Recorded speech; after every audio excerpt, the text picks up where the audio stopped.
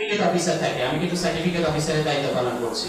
কোন ব্যাংকে যখন ঋণ খেলাপি থাকে, ওই খেলাপি ঋণ যারা ডিফল্টার তাদের বিরুদ্ধে সার্টিফিকেট মামলা রুজু করা যায়। এটা আপনাদের জানা আছে?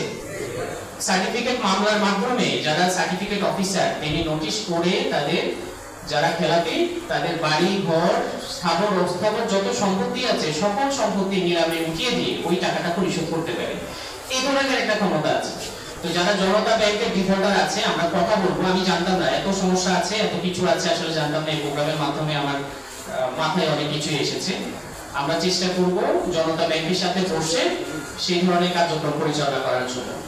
একটা আদর্শ সমবায় সমিতির 7 ধরনের মানদণ্ড থাকে, এটা আপনারা জানেন। এর মধ্যে অন্যতম যে মানদণ্ডটা সেটা হচ্ছে পুঁজি গঠন।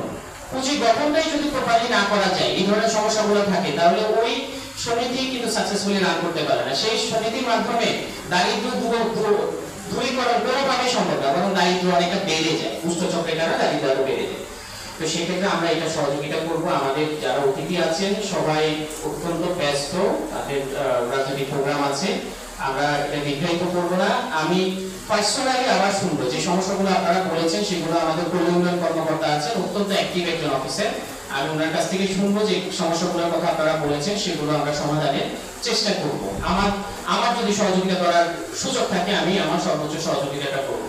তো এই সমিতির একটা বড় সমস্যা সেটা হলো কর্মচারী সংকট। এখানে যেখানে 50 কর্মচারী থাকার কথা সেই জায়গায় মাত্র 3 থেকে 4 জন কাজ করছে। কর্মচারী সংকট থাকলে আসলে একটা সমিতি যে অর্গানাইজেশনাল অ্যাক্টিভিটি আছে, প্রাতিষ্ঠানিক কার্যক্রম আছে, সেগুলো চালিয়ে নেওয়া কোনোভাবেই সম্ভব না।